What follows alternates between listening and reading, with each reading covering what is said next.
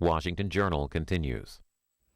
We want to welcome back to our table Senator Ron Johnson, a Republican of Wisconsin and a member of this House Senate Budget Conference Committee. The Hill newspaper says the budget deal is sealed. Did you sign off on it? Well, first of all, there's a little bit of misconception in terms of how many people were negotiating. I mean, and I understand that too. You can't have 30, 40 people trying to negotiate a deal. So the deal is pretty well struck and negotiated between Chairman Ryan and Chairman Murray. Both good people trying to, come to agreement. What we did in terms of the actual conference committees, we held a couple of hearings, which I think also were somewhat useful. The first hearing were opening statements, and generally you kind of roll your eyes and go, okay, you got a bunch of politicians up there bloviating. But what came out of that first hearing was the fact that if there was a consensus opinion, nobody wanted to shut down the government. I'm certainly on board with that. I think the federal government does enough harm to our economy. We don't want to heap on more harm by threatening shutdown, moving crisis to crisis. So that was the first thing I think that the two chairmen got from that first hearing is try and do something that will prevent another government shutdown, that will prevent so we don't harm the economy further. The second hearing, we actually had Congressional Budget Office Director Elmendorf in front of the committee. And we were trying to, I think the purpose of that meeting was, how do you define the problem?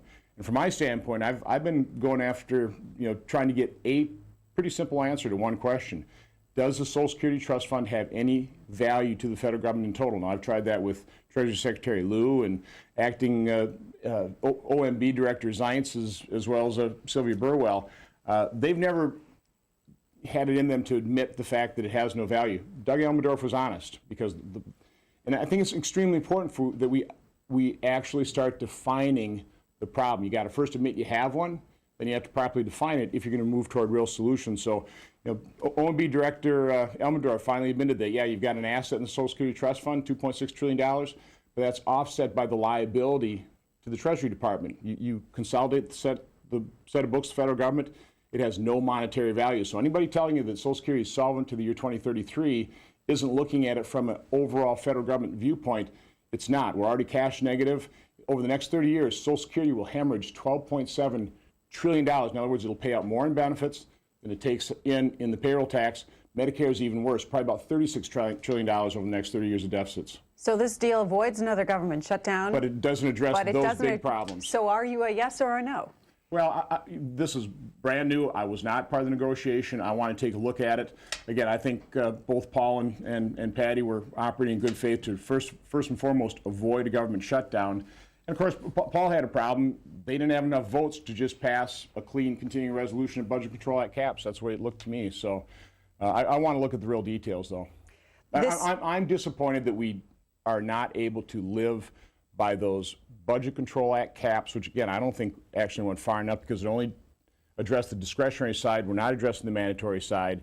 There is, and Senator Tom Coburn has done yeoman work showing all the duplication in government. There is, even the discretionary spending accounts, there is a lot of money we can save in the federal government. We just don't have yet the will in government to do that, but that's not Paul's fault. That's other people's fault. This is a story from Roll Call with the headline, "Are Republicans Preparing to Block the Congressional Budget Deal?" Folks like Mick Mulvaney and 33 other House Republicans have written a letter to the House Speaker saying, keep the Budget Control Act in place. Go ahead with the next round of sequestration. Well, I'm sympathetic with both viewpoints. Okay, listen, we have enormous problems. When I was working at the White House, trying to come to areas of agreement on the debt and deficit, my contribution was taking a look at this not as a 10-year budget window, which dramatically understates the size of the problem. I was looking at over 30 years because we have a baby boom generation retiring demographic problem.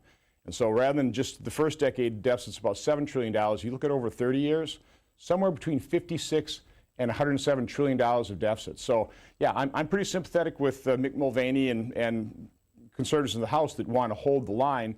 But I'm also pretty sympathetic with what Paul's trying to do is let's not have a government shutdown, because long term, if you're going to really solve our nation's problem, it comes with economic growth. So quit harming the economy. Let's do everything we can to grow our nation's economy. Joe Walsh, another House member, part of the Tea Party group, tweeted this out. "The only good aspect of this budget deal is we'll find out who the true conservatives are when it comes to a vote." Well, if conservatives are going to finally be able to enact policy that actually does start saving Social Security, Medicare for future generations, so we prevent the bankruptcy of this nation, we need to be as unified as possible. And so, from my standpoint, I'm one of those fiscal conservatives. I mean, I'm the guy, going around doing my PowerPoint presentation to now over 10,000 citizens in the state of Wisconsin. I mean, that's a lot of citizens doing it in, groups of about 50 to 100. So I don't sugarcoat the problem. We have enormous financial problems. But the only way that we can actually start solving these is we need to, get into a position where we can act them. And we're not going to be able to do that if we're dividing ourselves. The other side refuses to acknowledge the problem. Behind closed doors, President Obama does admit the problem with Medicare is for every dollar that gets paid into the system, individuals are going to get $3 out in benefits. But publicly, all President Obama says is that Medicare just requires modest reforms. I'm sorry, a program that spends about $575 billion today, $1 trillion 10 years in the future, takes in $1, spends $3, requires far more than modest reforms. But that's what we're dealing with here in Washington, D.C. We've got one side of the aisle that just refuses to acknowledge the problem and will not work with us. I mean, any of these negotiations, what's the first thing you hear out of the Democrats' mouths? Well, Social Security, Medicare, they're off the table. It's not like it's politically popular for us to be talking about how do we save these programs, but at least we're serious enough to acknowledge we've got a problem, and we're willing to work with anybody in good faith to solve them on a long-term basis. We don't have that willing partner on the other side. Were Republicans willing to put tax revenue on the table? Well, they've already gotten tax revenue. President Obama, in the health care law, and I'm disciplining myself to call it the Patient Protection and Affordable Care Act, because now millions of Americans realize they're not being protected, and it's certainly not affordable. He got about $1 trillion in tax increases in the health care law. In addition, with the fiscal cliff deal, he got another $600 billion. So that's about $1.6 trillion worth of tax increases. Now, in the Budget Control Act, we got about $2.1 trillion of spending restraint.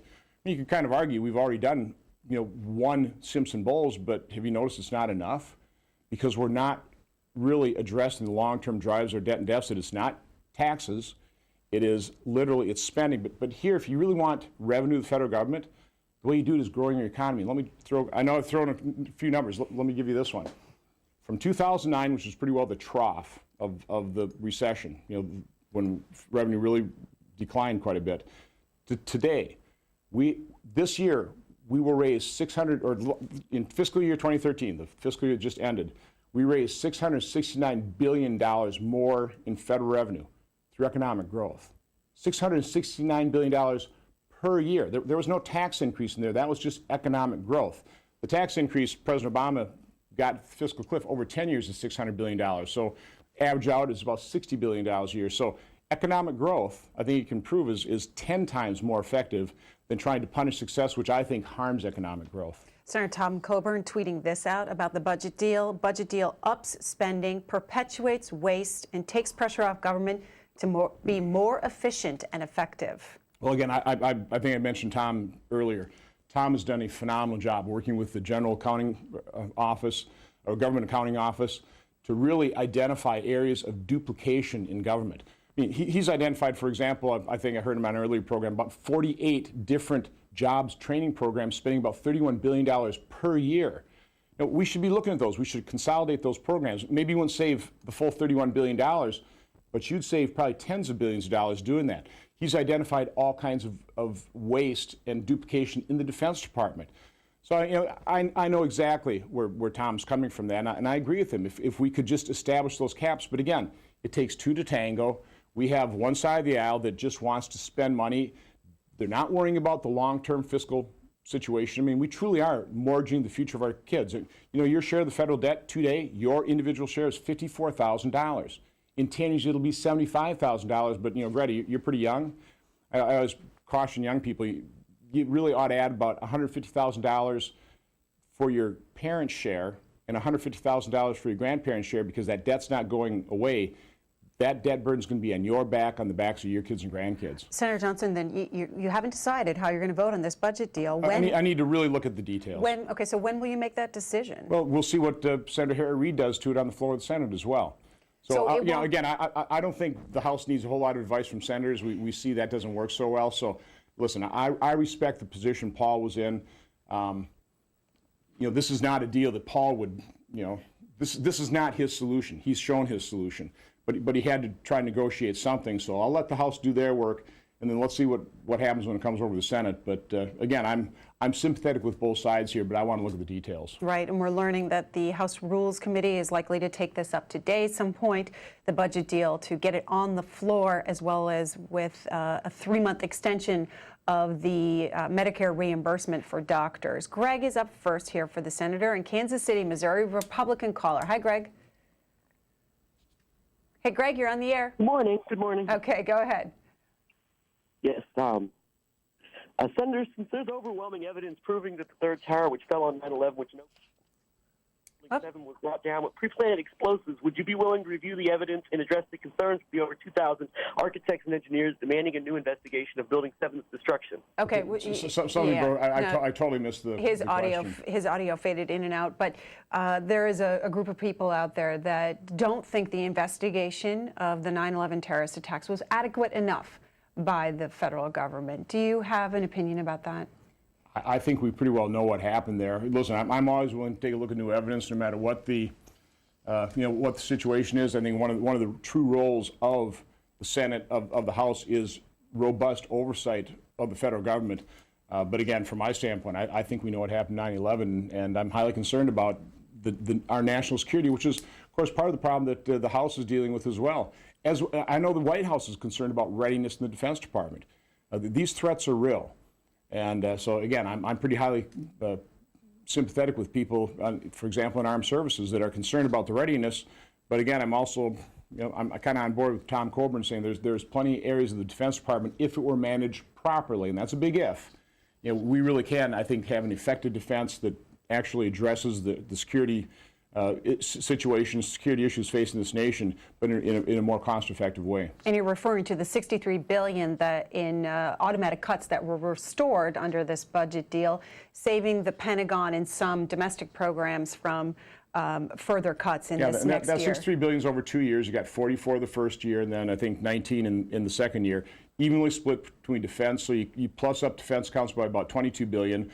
Unfortunately, we plus up other discretionary spending by about $22 billion, and that's really where you can find, and again, both accounts, you can find real duplication there.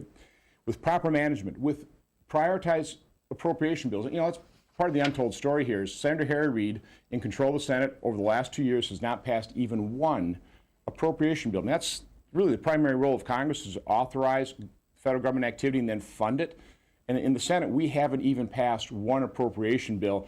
Just a total abdication of the responsibility of the Senate. All right, let's go to Karen next in Fairborn, Ohio, Democratic caller. Hi, Karen.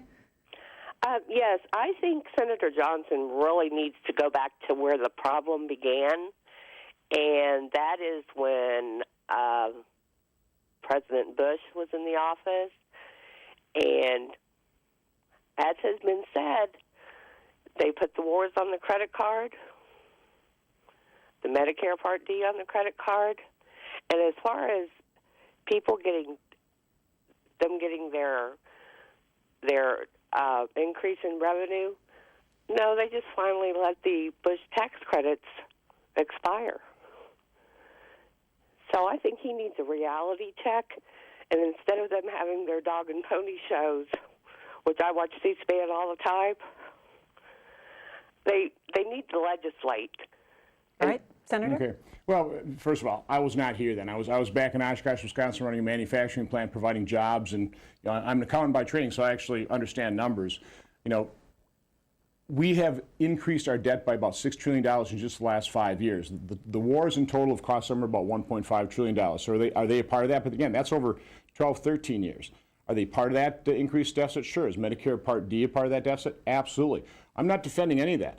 I'm taking a look at, here's the situation today, and the situation we're in today is utterly unsustainable. Like I say, our projections, which we've gone to budget experts and outside think tanks, they say we're still too low, but we're showing $107 trillion of deficit spending over the next 30 years.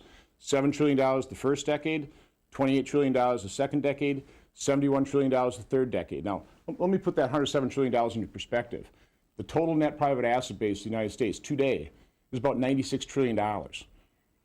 So that's a problem. So I'm not particularly interested in arguing about the past. I'm looking at the future and recognizing this is utterly unsustainable. We have to get serious about reforming these programs. And I'm a problem solver, and the first step in solving any problem is generally you have to admit you have one. And there are far too few people here in Washington that are willing to admit it, acknowledge it. Then you got to properly define it, and that's what I'm trying to do with the 30-year budget window versus just a 10-year. We'll go to Betty next in Ridge, New York. Independent caller. Good morning. Hi, Betty. Hi. I have two really quick questions and one comment that I think most people are asking themselves right now. Yesterday when Congressman Ryan and Senator made a comment about that, they were, in the budget was included, they were going to take pensions from military retirees. I picked up on that very late, and it hasn't come out yet, but it will. And I would like to know why, and I want to know why they were chosen versus how come the pensions of the retired federal employees, like the politicians, like the senators and the congressmen who are retired, how come they're not taking from their pension? Okay. And Sorry, Betty, I thought you were done. Yeah, Betty, thanks for the question. Listen, I'm concerned about that as well. When I, as a fiscal conservative, prioritize the activities of the federal government, defense of the nation is number one, and the finest among us that step up the plate. We need to support those folks, in training when they're in the field and when they come home. So that is one of the last areas I look at. But can you explain that though? Sure. What is in this deal? What would it do? What's happening is apparently a little bit more contribution to the pensions of people in the military, but also for new federal employees. Now, we've held hearings, and there are multiple studies showing that federal workers, on average, are compensated higher than private sector people. That's a problem. Now, I think we all want to make sure that any public sector worker is fairly compensated. But in business, you learn the concept of benchmarking against your competitors. Well, we have to do the same thing in the federal government. I've seen studies that show, in terms of the total cost of benefits for federal workers, somewhere in the $40,000 range. For state and local public officials, somewhere in the $30,000 range. And for private sector workers, it's mid-teens, $15,000, $16,000. That's just out of whack. So I think it's important that we start addressing that. But again, the political realities of the negotiations apparently is I think Paul would have liked to really address the overall federal employees situation. But what's happening is, our Democrats are not that supportive of defense spending, and there are going to continue to be cuts in defense spending. I think that is actually coming from the Defense Department in terms of dealing with their budget, their budgetary caps. This is one recommendation they had, and apparently the negotiators decided to go with the Defense Department's recommendation on that one. When you look at the key dates for the budget negotiations, it looks like they may meet the December 13th deadline here of coming up with the deal, and then the House and Senate go into holiday recess, Senate next week. The current continuing resolution expires January 15th. The second year of sequestration would begin January 15th as well. February 7th is another key date where the government hits the next debt ceiling. And C-Dog tweets in, Senator Johnson, do you feel a government debt ceiling default is plausible? I don't believe so. I've said that repeatedly. In 2014, the fiscal year we're in, the estimates are that we will basically raise 80% of all federal dollar expenditures through revenue. I mean, you got 80% of all expenditures already covered by revenue. Social Security is more than 20% of federal revenue. We actually have those Social Security trust fund bonds. As I mentioned earlier, in terms of monetarily, they have no value. Here's one area that the bonds actually have value. If the federal government, if we don't raise that debt ceiling, they're prevented from raising, issuing new bonds that way. They can actually sell those bonds to fund Social Security. So there's no reason at all, none, zero, to ever default on any obligation. And certainly a true debt default is just defaulting on our debt, on our interest payments, and there's no chance for that happening whatsoever. So there's been an awful lot of scaremongering, I think very irresponsible scaremongering on the part of the administration, this president. We shouldn't be doing that. There are a couple good pieces of legislation, by the way, to prevent these crises. One is the no default bill. Let's prioritize spending. So if at some moment when the president comes to the Congress asking for the authority to increase the debt burden on our kids and grandkids, I mean, let's really describe what increase the debt ceiling means. Increase the debt burden on people like you, okay? We ought to have a pretty robust debate. and we should be able to prioritize spending. So that would be one good piece of legislation. Another one, when it comes to these continuing resolutions and funding the government, if you don't have appropriation bills passed, there's a great piece of legislation. It's called the End Government Shutdown Act. I would love to see the House pass that. They didn't have the votes for it, but that just says we're not going to shut down the government. We'll fund these agencies at the current level, give appropriators, 120 days or 90 days to come up with an appropriation bill to fund it. If they can't come up with that, drop it 1%. Kind of like sequestrations. It's not a pretty process, but it's actually a fiscal discipline. And when we are bankrupting our nation, we need some kind of fiscal discipline on this totally out of control, dysfunctional political process here in Washington. Sea of Tranquility wants to know this. What budget bill would you write if it was completely up to you? How close is it, your bill, to the sequester or this new budget deal that we learned about last night? Well, I'm a manufacturer, okay? So I really do believe in process. And you have to have a good process if you're going to produce a good product. Right now, our process is utterly broken here. So what I would have done, and this was actually my proposal for the last funding fight we had, I went to House leadership and said what we really ought to do is pass a continuing resolution back in July asking for a one-year delay of the health care law. Because, I mean, that thing needs to be repealed. But at least let's ask for a delay. I think that would have been pretty reasonable. I think we'd be kind of looking like political geniuses had that been our approach rather than trying to force through defund. But having basically in my mind realizing the Democrats probably wouldn't support that, the final point really was that End Government Shutdown Act as well as a no default bill. I wish the House, if we could have passed that prior to last December 30th. That's what I do now. I would have had the House pass that automatic government funding bill that would end shutdowns for all time. We'd get by these funding crises and put a lot of pressure on the appropriators, on the process to actually do their job. Again, Harry Reid, we haven't passed an appropriation bill in the Senate in 2 years. Most Americans don't understand that it's impossible to convey the dysfunction that is here in Washington, D.C. Let's go to the Republican line. Bill has been waiting in Titusville, Florida. Go ahead, Bill. Yes, thank you for taking my call, Mr. Johnson. I'm really concerned about the unemployment as well as the cuts that's going to bring back. Let's say that, for instance, there's the largest retail dealer in the United States is out there, and they adding all these machines in there where they don't have to pay for the employee and they don't have to pay for the insurance, and the rates in the retail industries are going sky high and everything else. What if, and you could buy an apple pie that was last year's price $1 more in 1 year. Prices are going up on everybody else, so these cuts are being restored. How are they going to affect the retail industry today for employment and stuff like that? Because, see, they're getting away with a lot of that, taking 5 or 6 people off the line, maybe a department store or something, and not having to pay the taxes, don't have to pay the insurance, and right. The wage for the person or ever who they are. And okay, Bill, understand. Okay. Senator Johnson. And Bill, thanks for the question. In general, when you've got the federal government through the Federal Reserve trying to manage monetarily this gross fiscal mismanagement, and so what we've been doing is we've been keeping interest rates artificially low. So what you're doing is you're making capital incredibly cheap. That's not a good thing. So now what it can be a good thing in terms of trying to spur the economy, but it hasn't worked. But what it does do is when you make capital pretty cheap, it makes it pretty easy for businesses to move more toward robotics. And when you have other government policies that increase the cost of labor, one of the things that increase the cost of labor, continue to increase unemployment benefits, or make it very difficult for employers to actually get rid of people that aren't pulling their weight. I mean, you have all of these protections for workers that make it very difficult, and it's actually a disincentive for people to hire people, because they realize once you got them on the payroll, it's very difficult to get rid of people that aren't doing a good job. So we actually have to make sure that we make America an attractive place for business investment, expansion, and job creation. And right now, we're not doing that with our regulatory burden, with our high tax rates. We really need to take a look at what we're doing so we make it easy for businesses to expand and create jobs.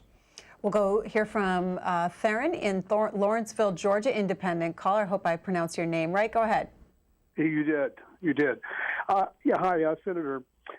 So I've been, to get a little background, I'm a libertarian by party affiliation and in philosophy. I majored in economics many years ago, and I've kind of studied economics all my life, and I basically embraced the Austrian view in large measure. But I've also been interested in our monetary system and how the Fed works, and in my part-time studies in trying to understand how a fiat monetary system works, I came across a theory called modern monetary theory, also known as functional finance.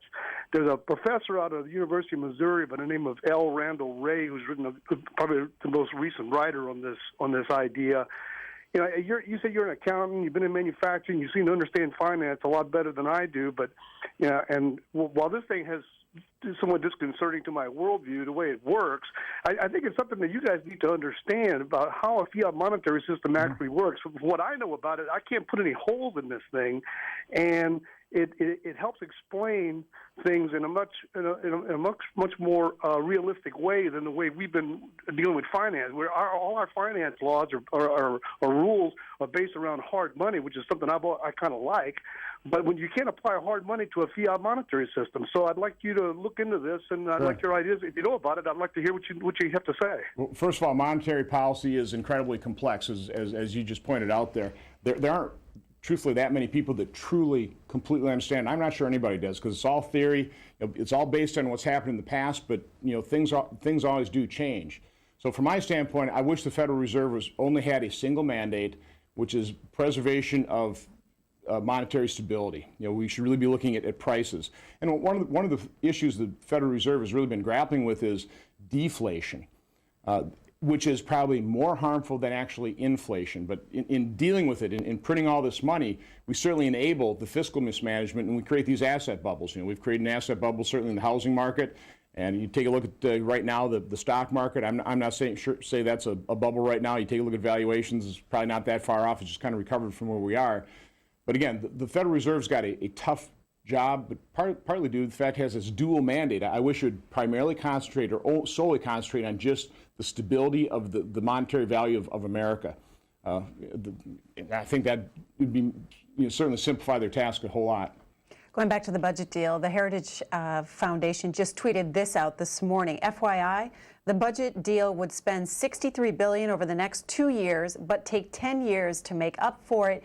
And they say that one thing you need to know about this deal is that it increases spending immediately. Right. And that's generally the way Washington works. It's always easy to let's spend today and pay for it tomorrow. If you are doing structural reforms, and that's why I want to really get into the detail, this is how structural, how certain are these reforms, that's a trade-off I'm willing to take a look at and willing to consider. Because that really is the long-term driver of debt and deficit, is the mandatory spending programs. We've got to reform those things because they're simply insolvent right now. They're unsustainable. So if you can trade true structural reform for the mandatory spending program and part of the political compromise you have to make, and that's political reality. We control, conservatives, Republicans control the House, but we don't control the Senate. We don't have the presidency. So if you're going to actually accomplish something, try and make a step in the right direction. I think that's what Paul would argue right now, is that this is, from his standpoint, this is better than doing nothing. I mean, that's an open question. That's what I have to consider. Are we better off just sticking to the Budget Control Act caps and forcing that fiscal discipline? I mean, I guess I sort of tend toward that, but I understand what Paul's trying to do here. And we have got to start moving the conversation toward the definition of the problem. It really is the mandatory spending program. We've got to get Democrats to acknowledge the problem and start working with us to solve it. So it sounds like you might be leaning in the no category. I want to reserve judgment until I really take a look. And again, I've got to see what Harry Reid does to it. So let the House work their will, and then when it comes over the Senate, that's when I'll finally decide. Smiley T22 on Twitter says Senator Johnson isn't raising fees on airline fees, TSA fees, a tax increase. I would consider it a fee. And if you're going to raise revenue in the federal government, user fees is not a bad way to do it. So if you never fly an airplane, I mean, should you have to pay the fees that make flying that airplane possible? I mean, I think that's a legitimate argument. I mean, same way with things like infrastructure spending. The Highway Trust Fund. It makes an awful lot of sense if it's one of the functions of government, create infrastructure. Well, who should pay for that? If you don't own a car, Should you really have to pay for the infrastructure? Well, I think you should, because you need highways to deliver food to your groceries. So these are complex issues, but in general, as a conservative, I would tend more toward user fees assessed to the people who actually utilize the service. And certainly airline traffic is one of those things. It pays for the TSA security, and of course that's a whole different subject whether that's effective. On healthcare, ahead of today's hearing with HHS Secretary Kathleen Sebelius, which starts at 10 a.m. this morning on C-SPAN 2, she's going to be talking about healthcare.gov. We're learning about new numbers this morning. It says that the federal health insurance marketplace quadrupled in the month of November with the number of enrollees. The marketplace, serving 36 states, enrolled 110,410 people in November, up from just 26,794 in October. Is it working? Well, it should have been working from day one. I mean, only the federal government could take 3.5 years, spend almost $1 billion, and still not have a functioning website. I've heard some web experts say that the type of site that healthcare.gov is would have cost between $5 and $10 million in the private sector. Now, I actually probably believe those figures. So, what's going to happen, I mean, not only have millions of Americans lost their health care, those individuals on the individual market, again, that was a massive political deception, a massive political fraud, saying that you can keep your health care plan, you can keep your doctor. They had to know it. They're either being utterly dishonest or totally disengaged and totally, unaware of what this healthcare law's effect would be. Once we get the website up and running, and it should be up and running, what you're going to find is employers then, when they have their plans renewed, and they start seeing these 20, 30, 40% increases, if their employees now actually have a functioning exchange to purchase insurance from, you're going to see employers starting to drop employer-based coverage in the tens of millions. And that's where you're seeing these estimates of 80 to 100 million Americans losing their employer-sponsored care, being forced to purchase insurance through the exchanges. And again, that's, from my standpoint, that was always the design of this. Get everybody on the government system. Understand, when you're in those exchanges, you might qualify for subsidies, but it will no longer be tax advantaged. So that's one of the first things I think we really need to do as we start moving toward real free market reforms, because this is going to fail. Obamacare is going to fail. It has to be repealed.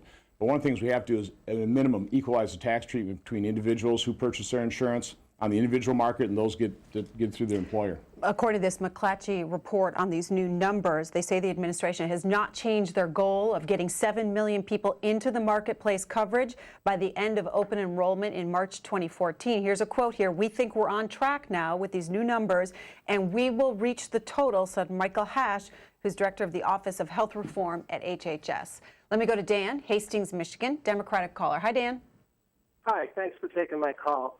I have a couple comments I'd like to make to the senator, and one is on the health care law. He claims it needs to be repealed and whatnot. I wish the Republicans would have said the same thing about Part D, the prescription deal that was a big sellout to the drug companies. I mean, they didn't have to negotiate with the government. They could charge what they want. If you ask me, that was fraud and a giveaway right there. But all right, Senator? Well, first of all, Dan, I wasn't here, and I can't say I disagree with you. Right now, what we're seeing in Wisconsin, for example, if you're a 27-year-old male, your premiums are going to increase by 124%. They're going to go from about $1,100 a year to close to $2,500 per year. If you're a female, 27 years old, they're going up by about 78%. So the Patient Protection Affordable Care Act is doing neither. We're seeing millions of people lose their coverage, and we did not bend the cost curve down. We dramatically increased the cost curve because we've mandated all of these coverages, which just automatically drive the cost of health care up. So again, from my standpoint, what we should do is we should try and do everything we can to preserve freedom and choice in health care. It's a bill I'm working on right now. Relatively simple elements. One thing we should immediately do is repeal all these mandated coverages. Give people the freedom to purchase whatever health insurance plan they want. If they want to buy an Obamacare plan, fine, let them. I don't think very many would, because those plans are dramatically more expensive than what happened just in, which was available just this year under the private sector insurance. Again, our system wasn't perfect, but it's a whole lot better than what it's going to be under Obamacare. We have a few minutes left here, so let me go to Daryl in Birmingham, Alabama, Republican caller. Yes, thanks for taking my call. I have one general observation and then another more specific point. The general observation is that I think Democrats at the ballot box, they depend on increasing government dependence. And so they don't have incentives for reducing that. Second is more of a specific point about how the phrase tax revenue is used. You were asked earlier, Senator, whether Republicans would put tax revenue on the table. That is an ambiguous question that also biases the conversation in favor of Democrats. Tax revenue is always on the table. We don't have to get Republicans to put it on the table. The question is, whose policies will bring in more tax revenue? What we need to talk about are tax rates. When you were asked that question about tax revenue, what was meant was, are you willing to raise tax rates? I understand. But that's a different question than tax revenue. Well, then let's give him that one. And of course, that's what I tried to point out is, yeah, Republicans realize we need more revenue to the federal government because we're not living within our means. But the best way to raise revenue is through economic growth, and that's what I was trying to point out. From 2009 to 2013, we've increased revenue to the federal government by $669 billion without a tax increase, basically. And that is basically with economic growth. So we need to do everything we can to grow the economy. And I think it's relatively simple what we should do. We've got to reduce the regulatory burden, which is, the cost to comply with regulations, about $1.8 trillion, a figure that's larger than all but 8 economies in the world. We need pro-growth tax reform. And we actually ought to utilize our God-given energy resources. I mean, that would, if we do it on public lands, that would result in royalty revenue to the federal government as well. So there's some pretty common sense things we can do to make America an attractive place for business investment, expansion, job creation that would raise way more revenue than raising tax rates, which punishes success, which actually is a disincentive for business investment and job creation. A tweet here from a viewer who wants to know, how can you work on bills you never read and that's written by the lobby? You said at the top that this was really negotiated between the two principals, right, Paul Ryan and Patty Murray. And it's going to go right to the House floor and the Senate floor without the budget committee looking at it. The answer is you can't. I mean, there's no doubt about it. It's hard to convey how dysfunctional Washington, D.C. is. The power primarily resides in the chairman of committees and their staffs. And, for example, fiscal cliff deal, I think that was, we got the final language of that at 1:36 in the morning. We had to vote on it at 1:39 in the morning. I mean, so no, I'm not here defending this place. I mean, I came here to try and limit the federal government. That's, there's my message. Believe what your eyes and ears are telling you about the federal government. It is dysfunctional, it's broken, it's ineffective, it's inefficient. So with that on the table, ask yourself a question. Do you really want the federal government to continue to grow? Do you want its influence and control over your life to increase? Do you really want it taking over your healthcare system, being more involved in your healthcare decisions? I think that's a monumentally bad decision. And until we get more Americans electing other officials here that have that same viewpoint, well, the government's going to continue to be broken and have very harmful effects on our economy and on individual Americans' lives. So the House was likely to take this up this week. The Senate then could follow suit next week, and we will see how the votes happen then. On some other issues that I want to get your take on. Sure. Yesterday, the Senate voted to approve Mel Watt to head up the Federal Housing Finance Agency, and then Patricia Ann Millett will be a federal appeals judge. The headline on this is that with the filibuster threat gone, these two nominees were able to get a vote and get approved by the Senate. Right. Well, that was a power grab by Senator Harry Reid, and I think President Obama fully supported that, even though they were both totally opposed to it when they were in the minority. It's going to be dangerous. Right now, President Obama feels that probably the only thing he can do now is through the regulatory agencies, basically legislate through regulation. And of course, he needs a D.C. Circuit Court that will ratify those regulations. So, kind of Katie bar the door, or Katie bar the door. I'm highly concerned about the regulatory state as it currently exists, much less the direction we're going to be moving over the next 3 years. That's what this is all about, is being able to pack that D.C. court so that President Obama can jam through all these regulations, and it's not going to be helpful to the economy by any stretch of the imagination. You also sit on the Foreign Affairs Committee. So the top Democrat, Senator Tim Johnson of South Dakota, who heads the Banking Committee, has said he will now hold off on introducing a new round of sanctions against Iran. Good idea? I don't think so. I think we should have been doing is we should have passed a more stringent set of sanctions. You know, I hear all these things about crippling sanctions. They're really not. I mean, Iran's economy is about a $500 billion economy. The sanctions themselves had maybe about a 10% effect on that, depending on the numbers you're looking at. What we should have done is strengthen the sanctions until Iran came to us and really, begged, okay, uncle, we give in. We're going to give up our nuclear weapons program, which is what this is all about. And they're not doing that right now. So I'm not satisfied with the deal by any stretch of the imagination. There's also another headline in the papers this morning, foreign policy issues. President Obama at Nelson Mandela's tribute shakes the hand of Raul Castro, and the headline is fitting gesture or disgrace. What do you think? The President of the United States, in those types of situations, those are pretty big symbolic gestures. And certainly if I had been President of the United States, I would not have done that. It signals things that I don't believe he should have done. Now, as a normal human being, sure, you shake people's hands, try and be collegial. But when you're President of the United States, you have to understand what a gesture means.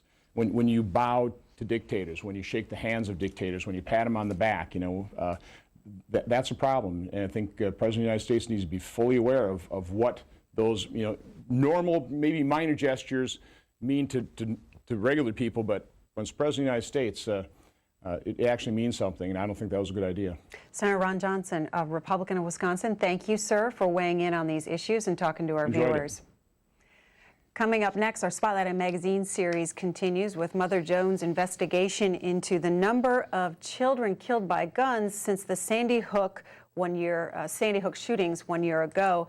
We'll take that up next after this news update from C-SPAN Radio. It's 9:17 a.m.